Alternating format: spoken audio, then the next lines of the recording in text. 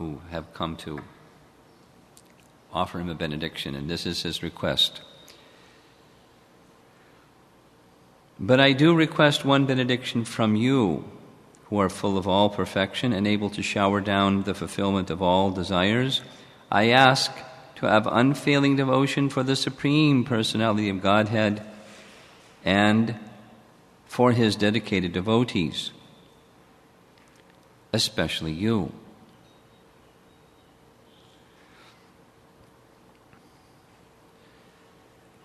So we'll come back to the verse. It's where we're going to end up. The topic for this morning, to help us specifically tomorrow in our 32-round day and thereafter improve the quality of our chanting. Those of you that have attended japa retreats know that we have at the beginning a sankalpa ceremony, correct? Vocabulary word. Sankalpa. You know the meaning? No? Sankalpa means intention. Intention. A traditional use in the ritualistic portion of the Vedas with sankalpa is, along with the performance of the ritual, there's an explicit statement of what it is that you want. Maybe it's good health, maybe it's wealth, maybe it's overcoming an obstacle, maybe it's something. But it's the intention of the ritual, the karmakanda ritual. So this isn't karmakanda practice, this is Krishna consciousness.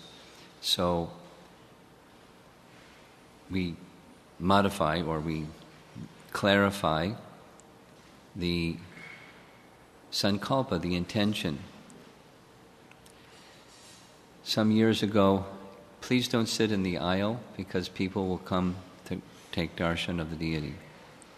Move forward a little bit, please. Thank you. Thank you very much. So, it feels much better that you're closer anyways. Thank you. Much nicer. Much nicer. So I'll try in words to describe a picture. So here's the picture. Facing you is the backside of a person who is sitting in a yoga position. And he's looking over on this side, and there's a big, like a mountain that's birth. It shows inside the mountain is a living entity within the womb, still forming. And then in the middle is this big space, and over here is another big mountain that inside the mountain is bones, skeleton bones, indicating by artist's depiction there's birth and there's death and there's that which goes in between birth and death. And the person is looking at that, and the artistic depiction is what goes in that space between birth and death, or what's life? Or like Brahma asked at the beginning, his inquisitiveness, who am I? What is it that I'm to do between this and this? Purpose of life. So largely, conditioned souls, especially in this middle planetary region, it's fruit of activities. That's what we're supposed to do. Passion.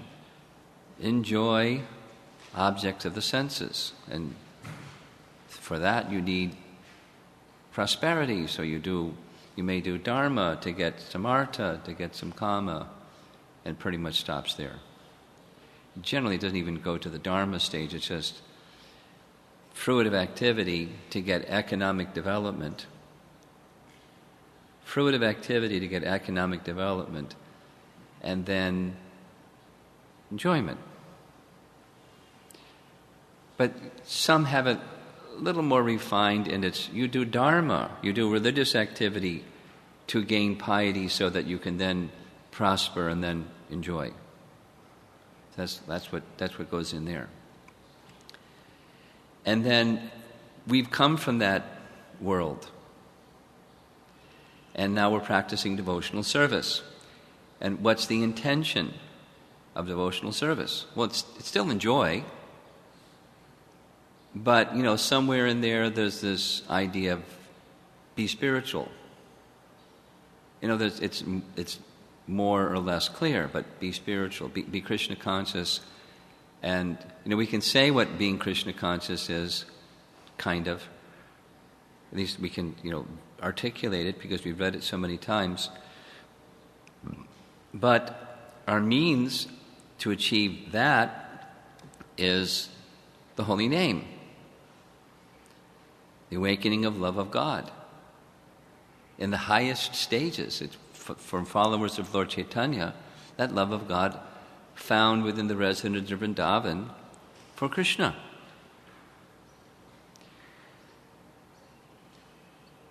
And at least, in the preliminary stages, where most of us are, is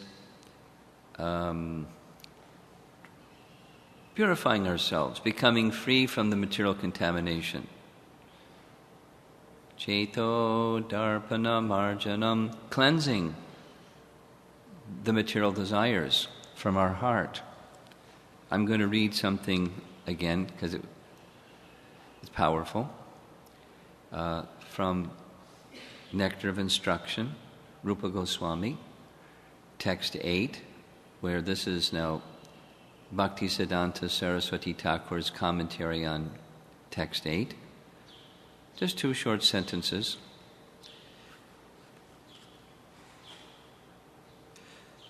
Prabhupada quotes his spiritual master commenting on this text 8. One who has not yet developed interest in Krishna consciousness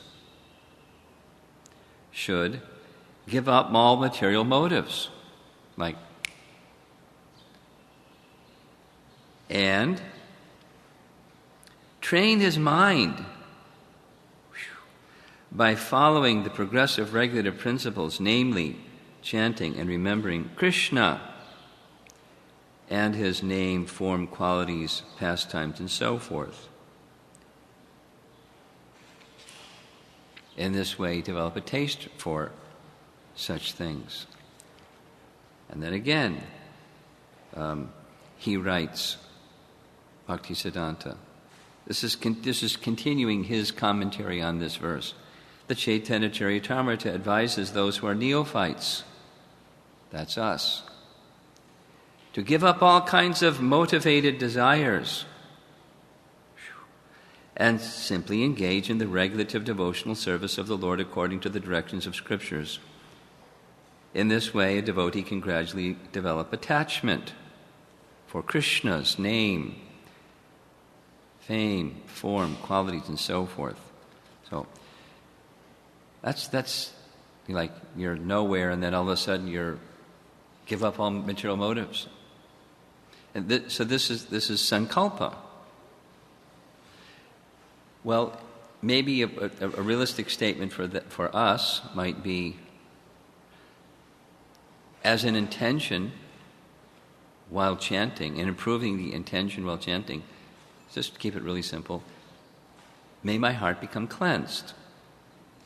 Cheto darpana marjanam, that the mirror of the mind, the place where there's the reflection of reality, that's the mind, the material mind, and filtering even the reflection or distorting the reflection is my desires. So let my desires become cleansed.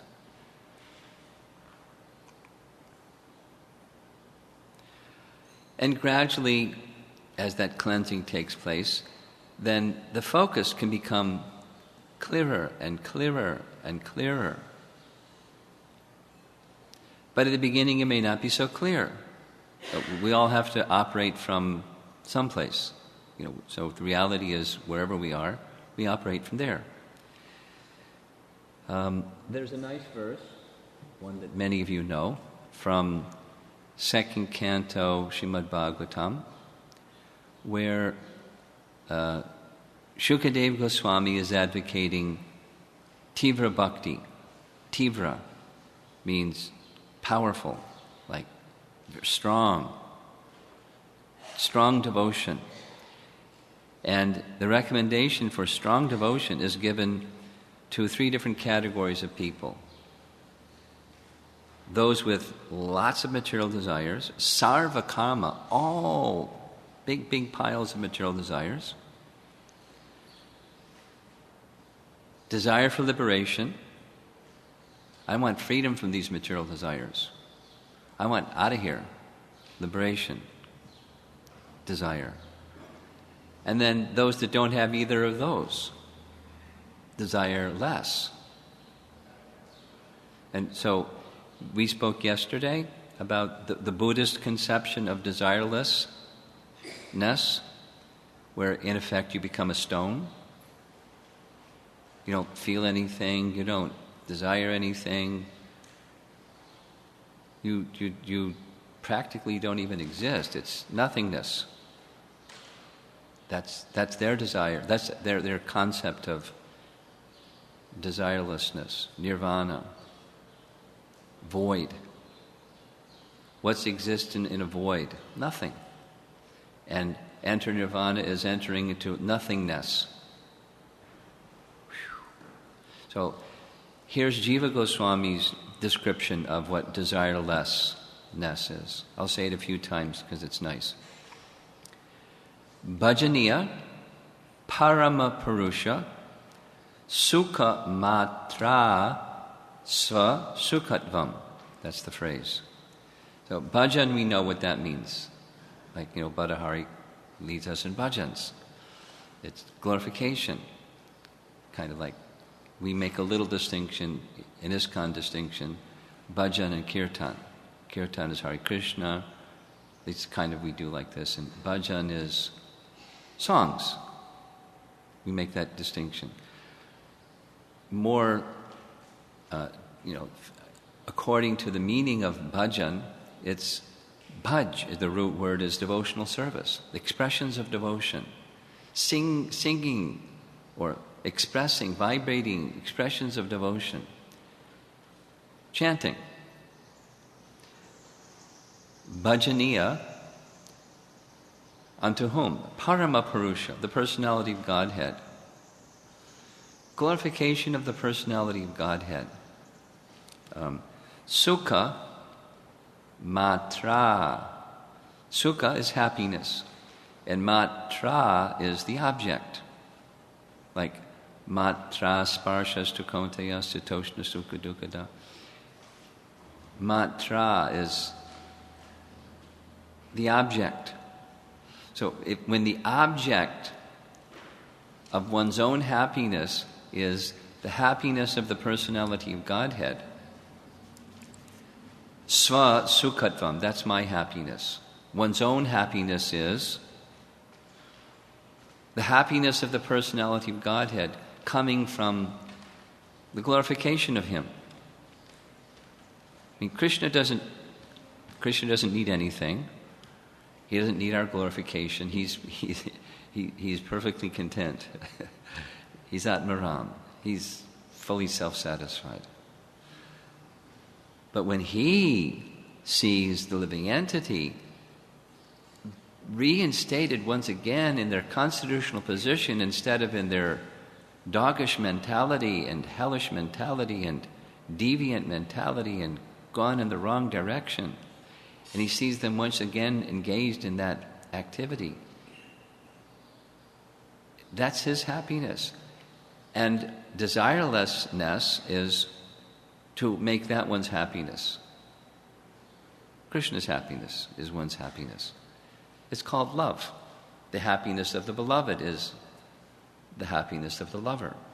The happiness of the object, that's this matra, the object. The happiness of the object, that's Krishna, of love, is the happiness of the abode of love. There's these terms in Rupa Goswami's language. Ashraya is the abode or the shelter of love, and Vishaya is the enjoyer of love. Those terms can mean different things according to how they're utilized, but that's one way of utilizing the abode of love and the object of love. And Krishna is the object of love. And when his happiness is one's happiness, that's desirelessness.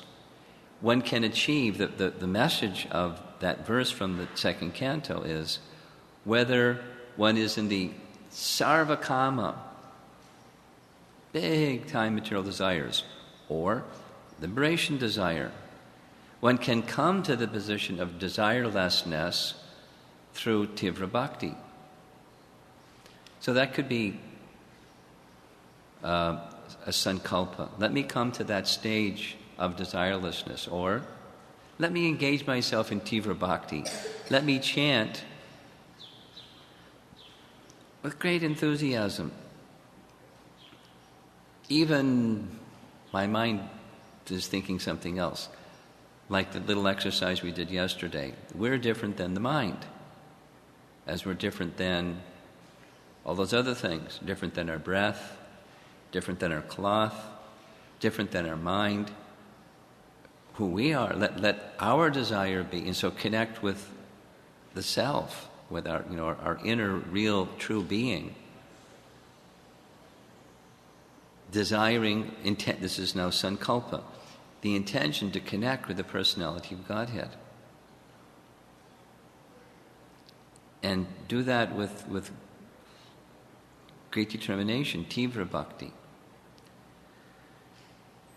So let's now just quickly go to, because the topic is intention, and elevating our intention or being moved by that power of intention while chanting. That's the topic. So, what's an example from Scripture of sarvakama or sakam bhakti coming to the position of desirelessness, nishkam bhakti? Dhruva. Okay, for those of you that may not know the story of Dhruva, little boy, son of a king. He had a stepbrother, because the king had two wives, and Dhruva was the elder of the two boys, little boys, and his younger brother was Anupam. But the king had a partiality towards the second wife, and therefore he was especially affectionate to the younger brother of Dhruva. When the younger brother of Dhruva was seated on the king's lap, Dhruva little boy wanted to climb on his father's lap. And his stepmother said, "Get down," and said some other mean things. Like, "You'll never sit on the lap of your father. You'll never sit on the throne of your father," because the elder son becomes the king. "You'll never sit on the throne of your father. Except for one possibility, you can die. And then take your birth again in my womb, and then maybe." She was really nasty. I call her, her name was Suruchi, and I call her Sunasty. Very nasty. So Dhruva turned to his father, and with his eyes, he was pleading for his father's protection. His father said nothing, because he was attached to the wife, to Sunasti. So he didn't say anything, because he might, she may become unhappy with me. So he said nothing. Dhruva, little boy, just burst out in tears and went running.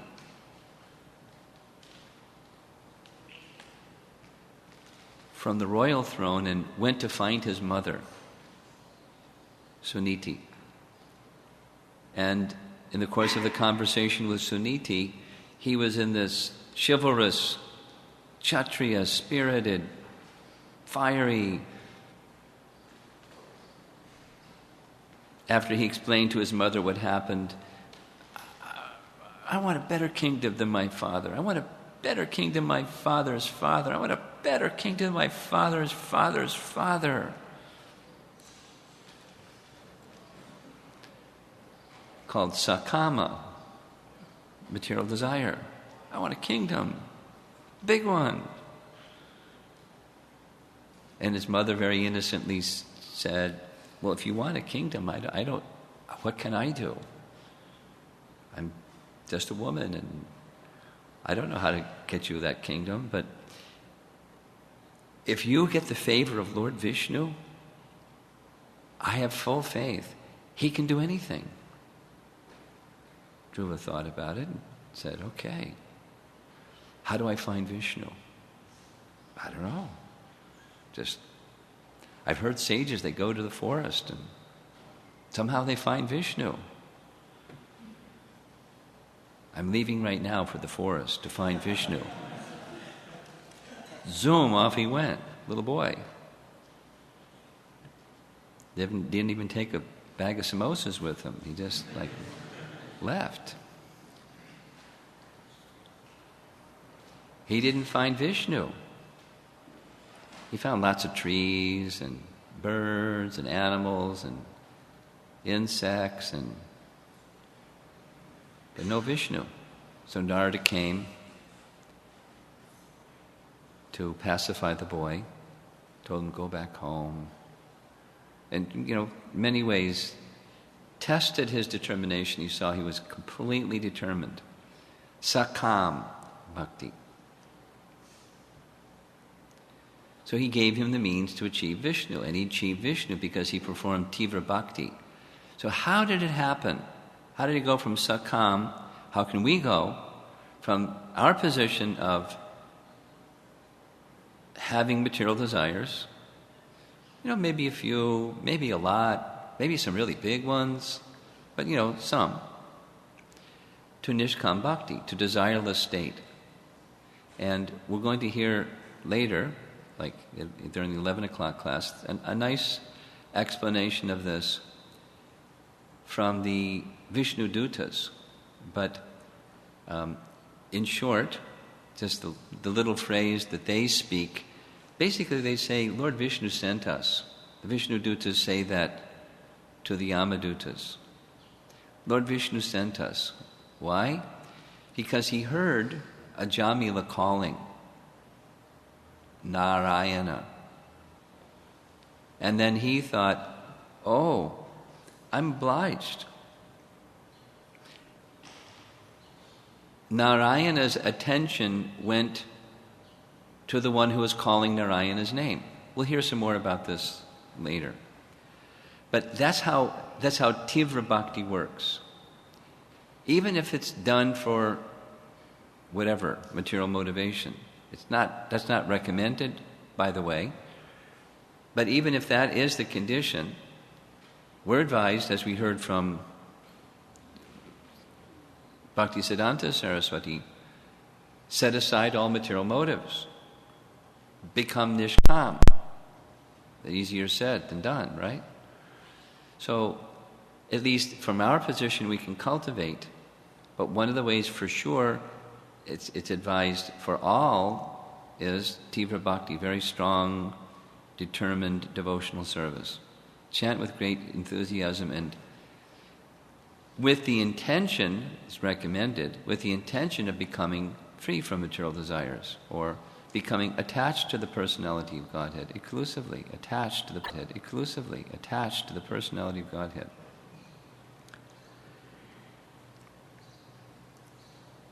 That's a sakam, becoming nishkam.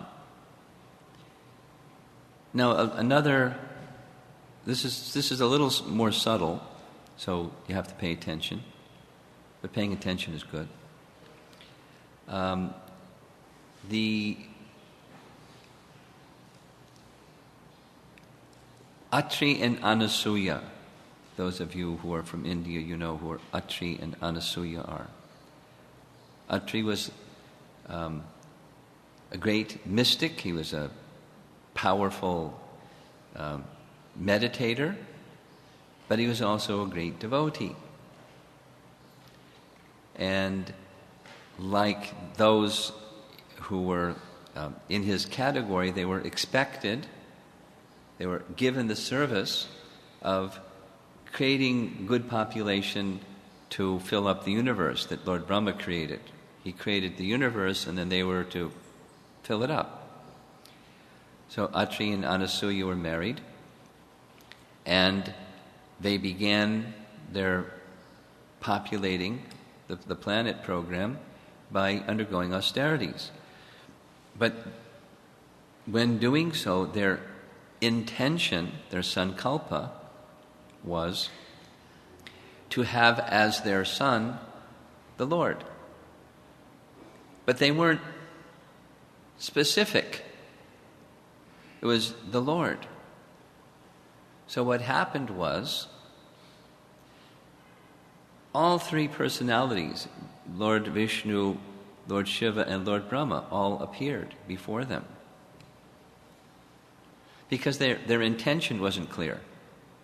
It was the Lord. And they're all lords. They're lords of the modes of nature. They're guna avatars. And then they appeared, all three of them.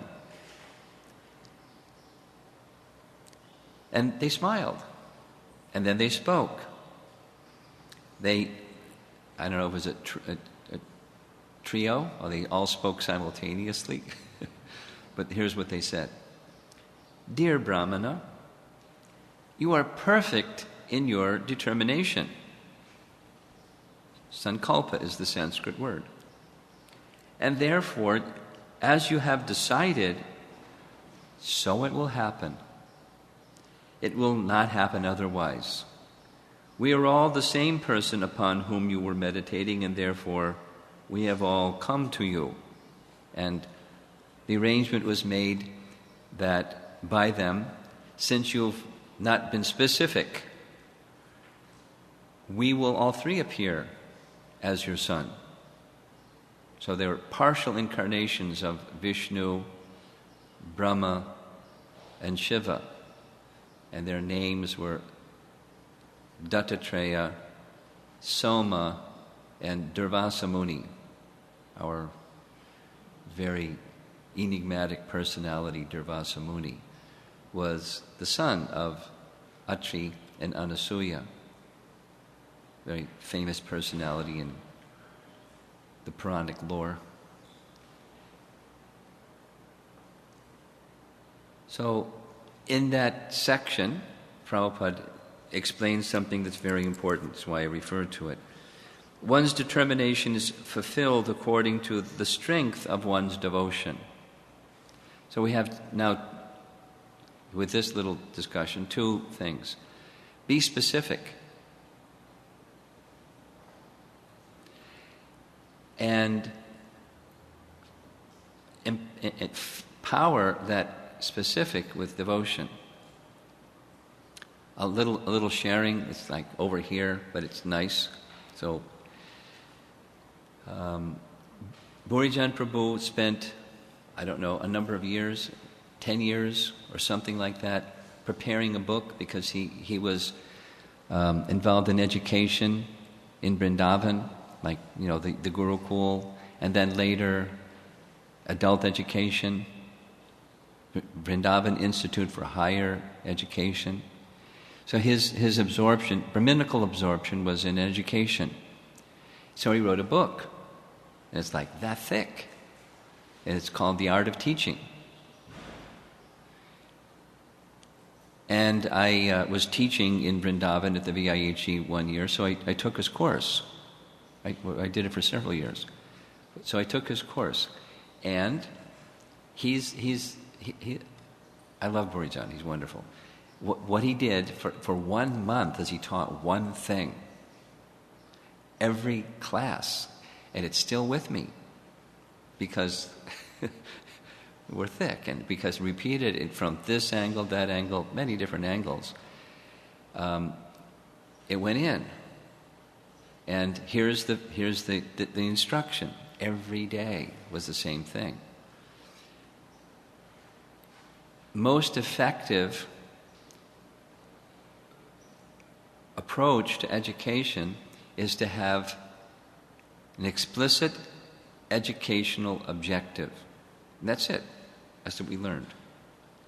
Explicit educational objective. Like, if you want, so, what's our explicit educational objective for this class? It's make your intention very clear and powered with devotion. The more you do that, from this purport that I just read, one's determination is fulfilled according to the strength of one's devotion. So, intention, we have like this is in place of a sankalpa ceremony where you can just do something formally, write something down, and you did your sankalpa. Next, like how we normally do things, in one ear and out the other ear. Next, I got an A in that exam. What's next? Nothing sticks. So, let it stick. That your intention is going to take you somewhere. If you don't have a clear intention, good luck. So here's another way of saying it, a nicer way of saying it. Prabhupada explained, I heard it so many times, when the goal is very clearly defined, then it becomes very easy to make steps to get there. Very simple. Conversely, if you don't have a clear sense of goal, good luck. I hope you get there. So here's life, back to this image. Here's birth, here's death, and in between is life. What goes in that space? If you don't have a clear idea, the modes of nature are going to rule. And the prevalent one around these days, in this region of the universe, is passion, fruitive activity. Enjoying the fruits of those fruitive activities and becoming a sense enjoyer. It's really popular. Different varieties of it. So many flavors. Not just 37 different flavors. There's unlimited varieties of that one. That's what's going to rule your life. And then you also, let the question be asked and the answer arise, awaken within your heart, and you may need, as you go along in your devotional life, adjust it, refine it, make it even more focused, more clear. Likely that's going to happen. But have a clear intention when you chant and power it with devotion. So hopefully you'll do that. That's the explicit educational objective. So with Atri and Anasuya, their objective, they were powered by devotion, but their objective wasn't so clear. So they had 3 sons, not the personality of Godhead.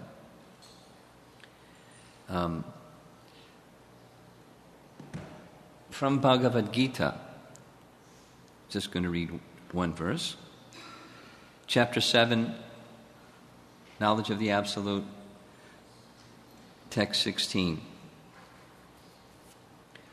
O best among the Bharatas, 4 kinds of pious men begin to render devotional service unto me with different intentions, right? Distressed, desire of wealth, inquisitive, he was searching for knowledge of the absolute truth. Different intentions, all engage in devotional service. In the purport, one sentence, Prabhupada writes, pure devotional service is without aspiration and without desire for material profit. Same thing as Bhaktisiddhanta was saying. So we're not there. We're beginning devotional service and we have this, that, and the other thing and a mix of them. But Rupa Goswami's teaching is to aspire for unmotivated devotional service without karma or gyan. Cultivate it. We're not there. Cultivate it. That's the intention. Cultivate it. And how to? Tivra bhakti. And associate with persons who have achieved that or are well on their path to having achieved that. And when you associate with them, how do you associate? The scriptures are filled with how you associate, but here we are. We're hearing from one another and serving one another and assisting one another. That's how we associate. Now we'll go to the upper end, where there's no material desire. We're going to hear some more about this personality, but Sudama, the friend of Krishna. So we'll go some more at the 11 o'clock class about Sudama. But he had no material desire. Not only had no material desire, he didn't have anything. But he wasn't in any anxiety about not having anything because he had no material desire.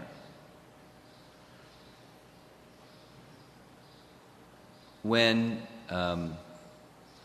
he got back to his home, his wife, we'll hear the whole story. He went to see Krishna. He didn't ask Krishna for anything. And he came back and he saw, instead of his home, he saw a palace, and he saw his wife decorated all fabulously. And then he expressed his heart to Krishna, who is so kind. He requested 3 things. Again, we'll hear this. But this is the desire of one who's desireless. Bhajaniya Paramapurusha Sukha Matra Svasukhatvam. Desireless. He expresses 3 things. The opportunity to serve you, Krishna, in unalloyed devotion. Second is similarly to serve those who are similarly situated. And to hear from those persons of their expressions of devotion and their glorifications of you, because it will help support that mood of devotion. And a third thing that he speaks of is Maitri. Maitri means sympathy. Now, how is Sudama thinking, let me have sympathy for Krishna? Sounds strange, because if commonly we use the word sympathy, like, someone has something and there's somebody that doesn't have something. Sympathy is, let me give something to the one who has nothing.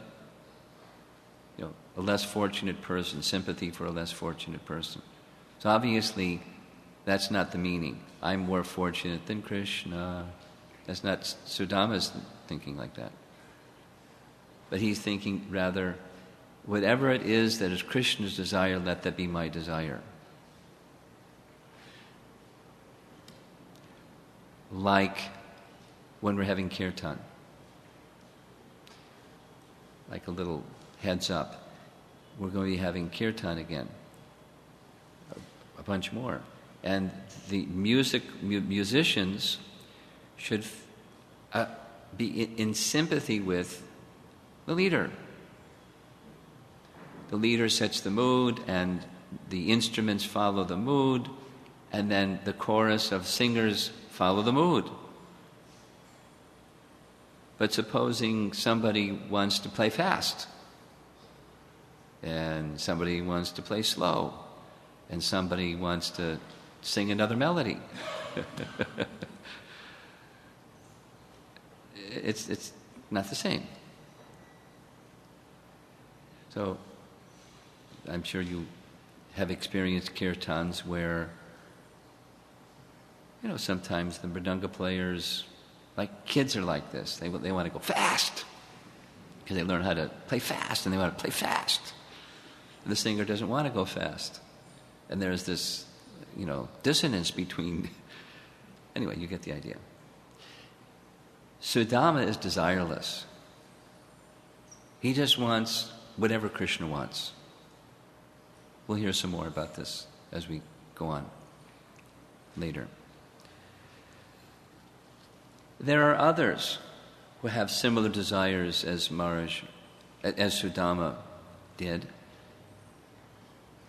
Maharaj Parikshit, he simply desired unalloyed devotion to the personality of God. After having heard from, because of his dearness to Krishna, he had that quality. Even in the first canto, it's described like that. What to speak of the 12th canto, which we're going to speak about in a moment. Fixed in the personality of Godhead's desire. When he was cursed, that's like, yikes. I'm going to die. And yikes. And immediately he accepted, this is the Lord's mercy. Two things. He's very kind.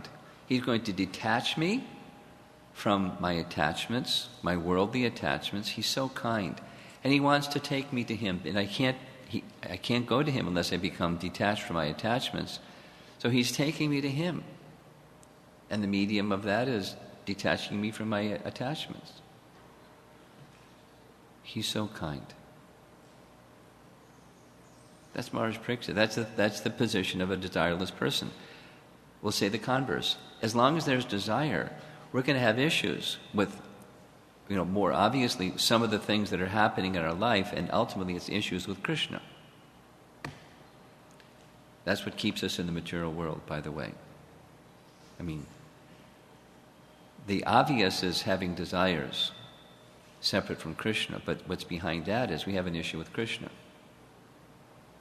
That's what keeps us in this world, by the way. And we'll speak some more. That's false ego.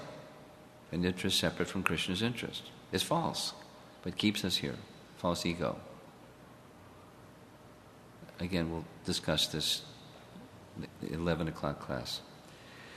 So I wanted to speak another personality who is a very wonderful depicted person within the 12th canto of Bhagavatam, Markandeya Rishi.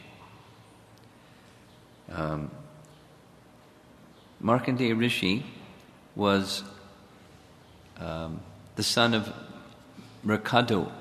Mrikadu was in the line of Bhrigu. Bhrigu was one of the direct sons of Lord Brahma. So he's... When Markandeya Rishi was planning to conceive a child, he was a great devotee of Lord Shiva. So he underwent great austerities to please Lord Shiva. Lord Shiva came before him and offered him the following benediction choice. And the choice was, you could have a son who lives for only 16 years, but he'll be very pious. Or you can have a son that will live for a very long time, and he'll be impious. So he selected the first one. And Markandeya was born. And he was beautiful, and he was wonderful, and he was all good qualities. And when his 16th birthday came up, Markandeya was in great distress. But the young boy was such a devotee that at his 16th birthday, Yamaraj came. And Lord Shiva personally came and destroyed Yamaraj. Of course, he reappeared again in some other form. But Lord Shiva gave the benediction, he'll live only 16 years. The boy was so wonderful, Lord Shiva protected him in that way.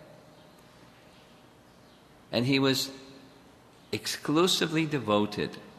He was a Nishkam Bhakta, Tivra Bhakta of Lord Vishnu. And the intensity and the quality and the capacity of his devotion to Lord Vishnu was astonishing to everyone, even Lord Brahma, even Bhrigu Muni and his father, Mrikandu, were astonished. It's described, different Puranas have different versions of his story, but for 2 billion years he was engaged in exclusive devotion to the personality of Godhead. So the rendering that's found in the Bhagavatam is Lord Indra started to get nervous. He thought, uh-oh, he may want to take over my kingdom. Maybe he has this sankalpa. He's doing all these things so he can get my kingdom. You know how that one goes. So what did he do? He sent from the heavenly planets Cupid personified, along with the choicest dancing girls. And they came and had a concert right in front of Markandeya Rishi's meditation spot. Woo, woo, woo, woo. Cupid firing his arrows, and he just smiled. And, dance better and wiggle better and more arrows, and nothing happened. He just smiled. It's described in the Bhagavatam that Indra became melted with his the force of his spiritual power. And he became very ashamed. So he called back Cupid and the dancing girls. And the personality of Godhead, being so pleased with his exclusive devotion, Narayana, the Supreme Personality of Godhead, came before Markandeya Rishi and offered him a benediction. So what's your sankalpa? And his statement, his reply was, just seeing you is the perfection of my life. I don't desire anything. I don't need anything. I'm completely satisfied. But I'm curious. I'd like, if you so deem it nice, I'd like to see your illusory potency. And Narayana smiled.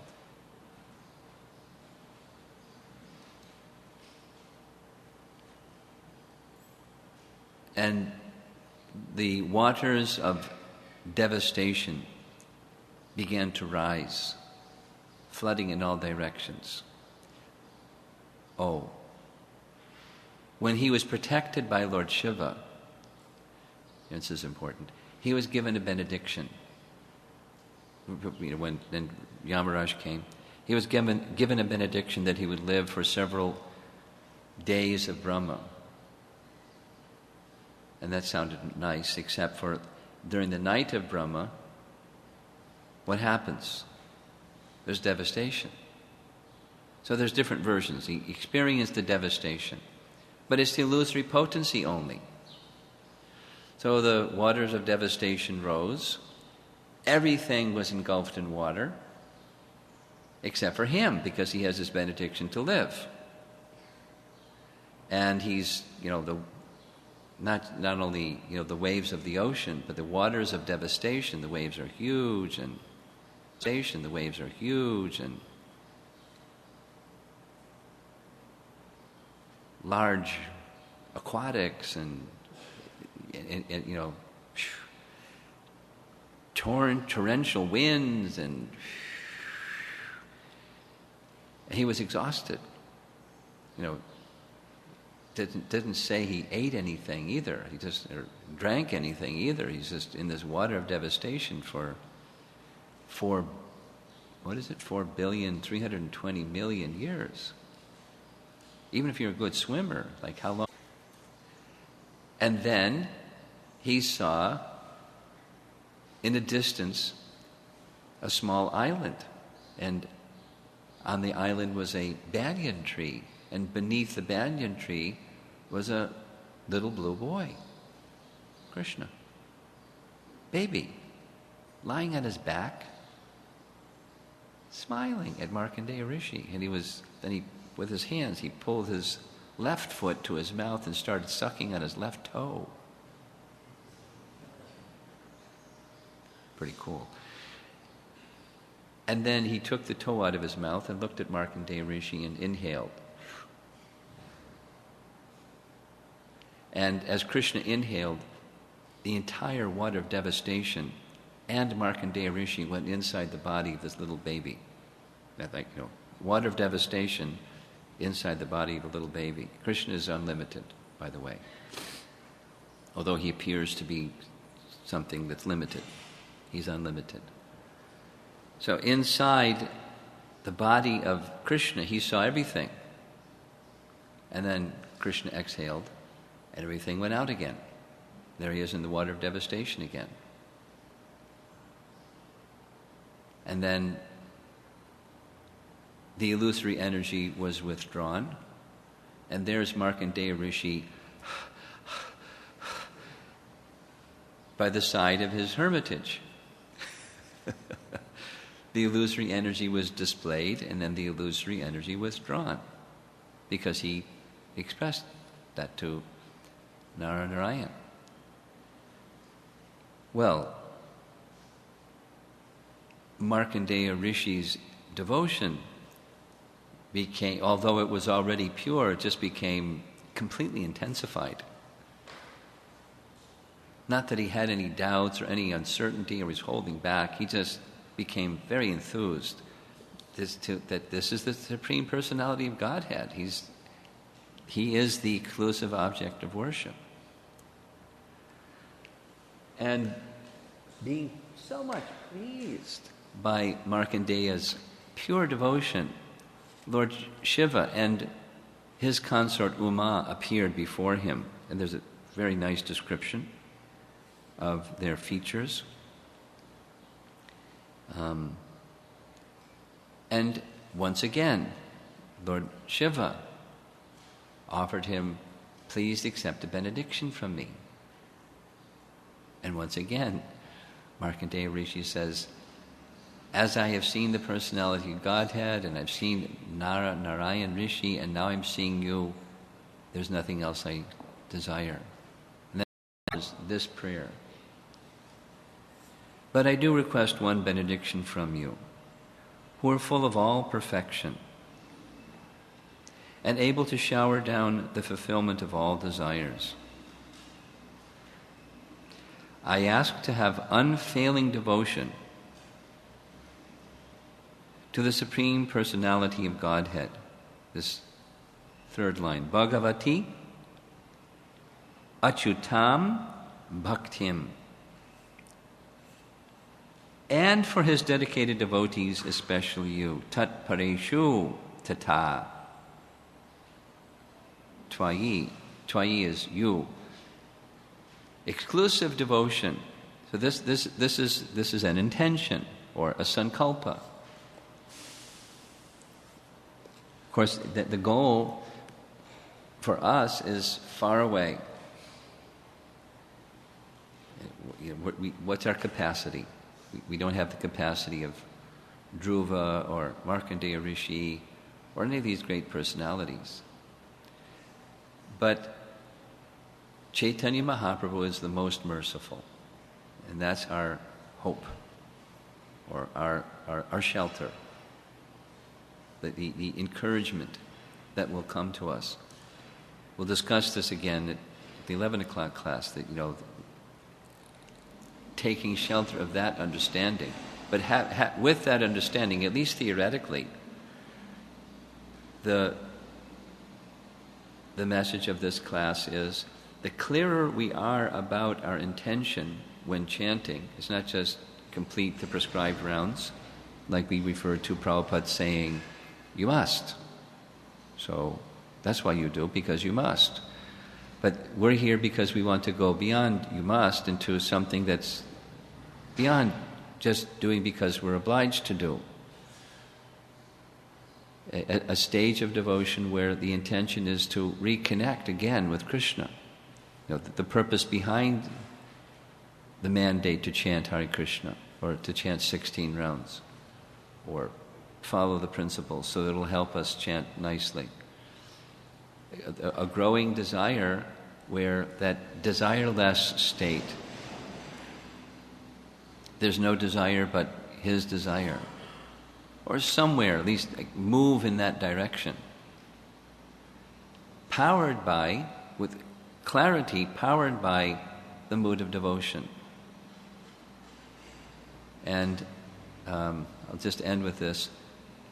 Some devotees expressed to me, and it was my appreciation also, those of you that were with us yesterday, with that little exercise of chanting the first name Hare nicely, and then Krishna, and that little meditation that we did,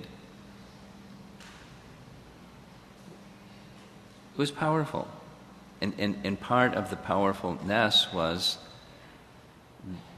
the person who was speaking it has been trying sincerely to improve their chanting for some time. And because of that, that was part of the power. I'm expressing. For those of us that wish to advance in Krishna consciousness and sincerely and dedicatedly stay with it, to chant with quality or chant with attention, chant with devotion, chant with feeling, chant with quality, continue to strive and gather the resources together, and as was being said, the techniques, there's power in that. I mean, it powers us to go forward when on our own effort we can't do it, but it's, as we heard, there must be mercy, otherwise we can't go forward. And those who are accustomed in devotion to calling upon that mercy to help us go forward toward Krishna, one becomes empowered, and that becomes like power or spiritual potency to help others similarly go forward. I'll just say the same thing in a different way. Let's take a fair assumption that all of us are at a different stage or trajectory in our spiritual progress. I think that's fair to say. Some are more advanced, some are medium, some are less advanced, some are just beginning. So we're in different positions. By coming together like this, I was being asked yesterday, what's the purpose of all of this? I mean, not like, and frustration, but some persons, it's, the in one ear and out the other ear. And we spent a whole retreat in Gitanagari on loving relationships, and loving relationships can be helped by service together. And part of what we do when we come together is, there's some extra devotees here, and we're here for 4 days. Thursday, Friday, Saturday, Sunday. Together for 4 days. There's a lot of extra service, and there's because there's extra people. So we all now have an opportunity to do some extra service. And that will help strengthen, by doing that extra service, it will help strengthen our relationships, it will help strengthen our chanting. Some persons get it and do that extra service, and some persons are not doing that extra service. They just disappear. So it falls on a few people. And the few people that it falls upon know who you are. And those that it's not falling upon, you know that it's falling upon a few people. Now you know if you didn't know. So there's opportunity for service. But it's not separate from the holy name. It connects to the holy name. Service to the Vaishnavas connects to the holy name. So, and the same. just the chanting of the holy name. Some persons will, the message will go in. But in some persons it'll go in and go out. But if collectively, if some, and progressively, each one of us a little bit, get it, and apply ourselves with focus upon the purpose of our chanting, and like more and more, like what fits in that space. Say just the chanting space. What goes in there? How to best chant, and we're looking for when there's an eagerness, like this word that I used yesterday, Trishna. Excuse me, it was Thursday. Trishna, thirst. Eagerness for connecting with the holy name. Then it'll go in. And to the degree that we're floating, it in one ear out the other ear. But still it's purifying for everybody, and different degrees we're going to benefit. And just to repeat this statement in relation to the Anasuya story, the Atri and Anasuya. One's determination is fulfilled according to the strength of one's devotion. So those of you that are really desiring for your devotion to become stronger, please do so. Bring it in, and then chant with that intention, and it will benefit all of us. One devotee that makes some spiritual progress, all the devotees benefit. Then we can celebrate. This devotee is making spiritual progress. We're all benefiting. Yay! And Krishna is being pleased. It's the different. That doesn't happen where there's envy. When that does happen when there's envy. That envy, the absence of envy, or one is progressing spiritually. Nice. This is why we have come together. Okay, I'm going way past my time. Any comments or questions? Yes. Here comes the microphone. You had mentioned dissonance, and when you mentioned dissonance, I thought of resonance. And with the chanting of the holy name, I play music, and I play bass. And sometimes he does when too. you play the bass, he does too. Things move around. Other things resonate when you hit a certain note. So I was wondering, could you kind of... Yeah. With your intention, the stronger the intention is when you're chanting... Yes. Is that kind of a similar thing where even more so because the sound vibration isn't part of this world. It's the sound vibration when chanting is spiritual, and spirit moves matter. So the intention moves matter. Like the whole configuration changes. The potency is there at least. Okay? Yeah, you got it. Musicians understand these things. Yes. Guru Maharaj, thank you so much. I was just thinking something that I actually wanted to ask you for some time, and in the context of what you explained today, which is very important for becoming free from the motivations and the material desires.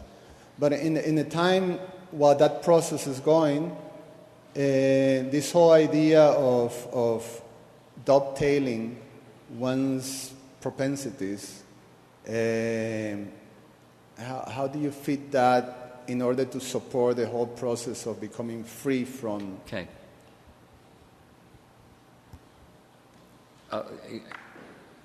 It can be expanded, but I'll try to make it, compact. One, we need to be honest with ourselves where we are. So, being honest, this is where I am. I remember this discussion, after you had gone away from Krishna consciousness and came back. It's the same point. It's not, it's a different stage, but it's the same point. Remember? You remember. So, you have to be honest with where we're at and take that which is, in Brahma's case was creating universe. In our case, it's whatever it is. Be honest with that desire is there, and then we connect. So then we know what the goal is. I'm here, that's the goal. And using this for Krishna is the dovetail. But so now that's the second step. Let me make sure that this is connected with Krishna. And then fueled by devotion. What's the real purpose? The higher purpose is that Krishna should be pleased. And when the higher purpose that Krishna should be pleased is put in place, the material desire evaporates. Because the material desire is separate from Krishna. Let me enjoy. But that separate from Krishna, let me enjoy part disappears. And then it's a propensity that was given to me by this embodiment, my psychophysical nature, and then I'm doing that for Krishna. And then it's no longer like, it's just convenient. It happens to also be something I can use for Krishna service. And the real deal is my enjoyment. That's the dovetail, the beginning stage. But if we're at the anyabhilashata shunyam jnana karmadya navratam anukulyena Krishna anushilana, the anushilana part, the cultivation of, or the intention of becoming desireless, where my happiness is Krishna's happiness. Love.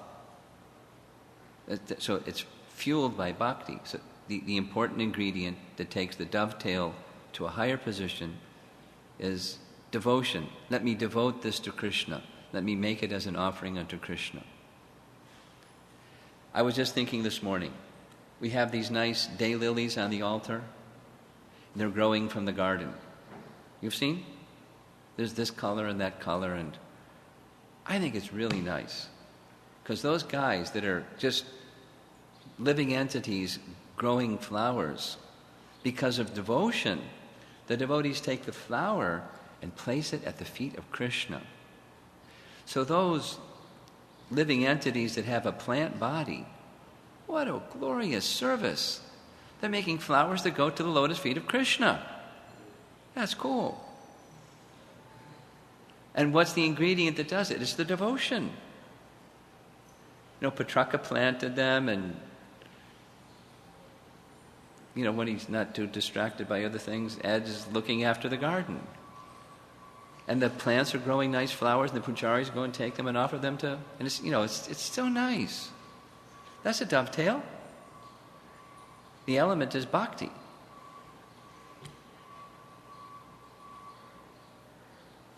A little bit like this discussion, we like music, and so kirtan is easier than japa, because japa, there's no music. Where's the dovetail? Where's the my enjoyment thing? Where's the buzz? It's just one thing. Krishna's enjoyment, so the mind is distracted. I'm looking for something to enjoy.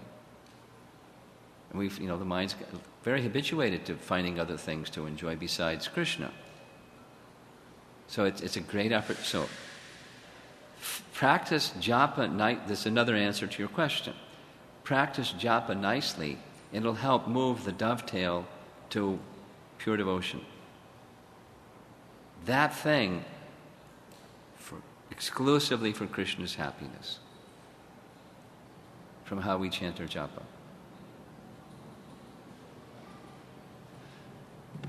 Anything else? Yes.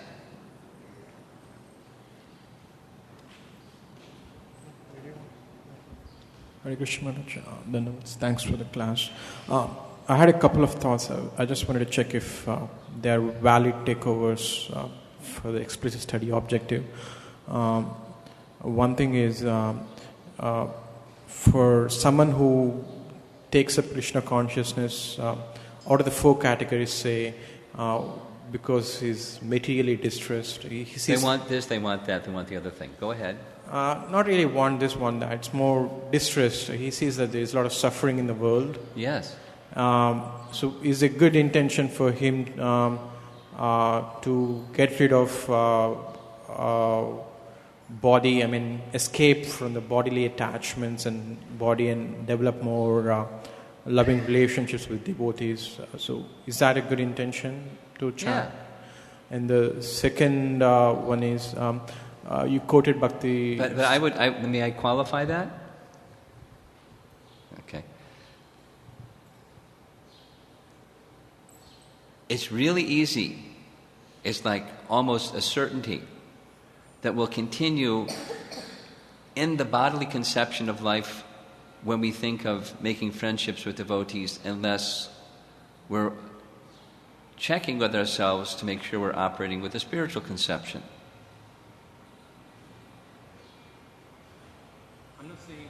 I'm not saying that's how we do it. That's the what you call while chanting. That's the intention. That yes. Someday we will have loving relations with devotees. Someday we have less of suffering because of the material world and our identification with the body. I kind of missed the last part. Did somebody else get it? No? Yes, you got it.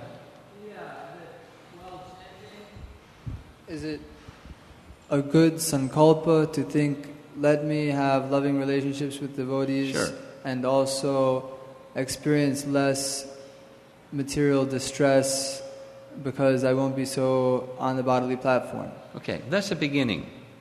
That's a beginning. Sure. Beginning is good. And then it can go to another level and another level. But, beginning, that's a good beginning. Someone else.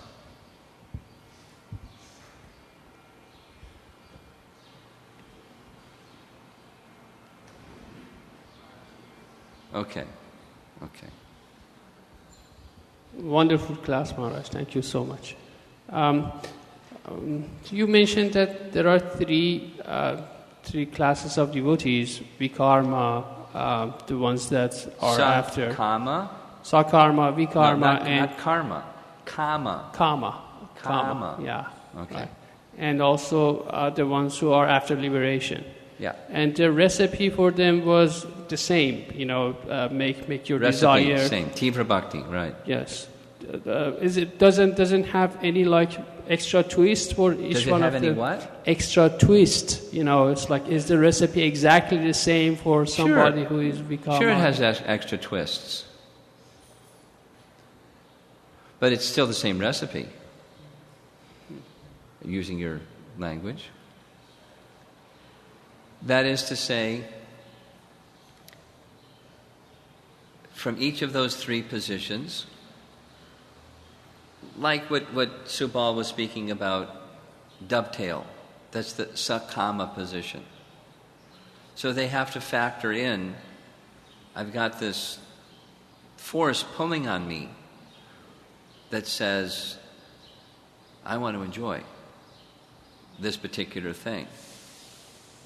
And I've done the reality check, and I've got this desire to do this particular thing. And if it's offerable, because there's some things that are not offerable to Krishna, it's just like they're not offerable to Krishna.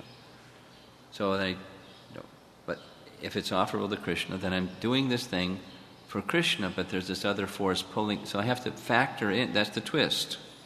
I have to be cautious of, because if I'm inattentive to doing it for Krishna, it's going to go right away to, my own enjoyment. And then further plunge into the pool of darkness and different manifestations of darkness. So that's twist. And then over there, and then so there's variety, but the principle doesn't change. So for this specific case, that like mukti is a factor. It's like the suffering is the suffering aspect of material life, and the desire to get out of here. Just that's the moksha just, one. Yeah. Let me out of here. So what's crazy. the twist? How can you turn that desire into satisfaction of Krishna? Let me go back to Godhead. Prabhupada, I very clearly remember, because I read it I found it profound, and I read it many times because it was profound. Lord Chaitanya teaches, Mama janmani janmanishvare bhavatad bhakti rahaituki twayi. Birth after birth, let me engage in your unalloyed devotional service. Prabhupada writes, in the beginning, it's a good to desire to go back to Godhead. In the advanced stage, birth after birth as you wish. It's good for us to desire to go back to Godhead, not birth after birth if you wish. That's an advanced desire. In the beginning position, this is addressing your question, I want out of here. This place is crazy. I want out of here. There's another place, let's go, back to Godhead. In the beginning, leaving behind the attachments to material contamination. But part of the problem with it, there's many problems. I usually like to take with me my favorite attachments. I let go of the ones that are nastiest, and I continue to hold on to ones that I think are nice attachments. So we're not so squeaky clean about wanting liberation. We just want relief of the nastiness, but we're still attached to being independent enjoyers. So we're not really good liberationists. Okay, but because of the clock, I'm going to end, and we'll try to keep our schedule. Avella? Are you going to be at the table for registration? For when? Okay. For those that did not register, please do, because we're not going to meet our expenses. We're close, but if you didn't register, please do so at the table right outside. Thank you very much. Srila Prabhupada ki jai.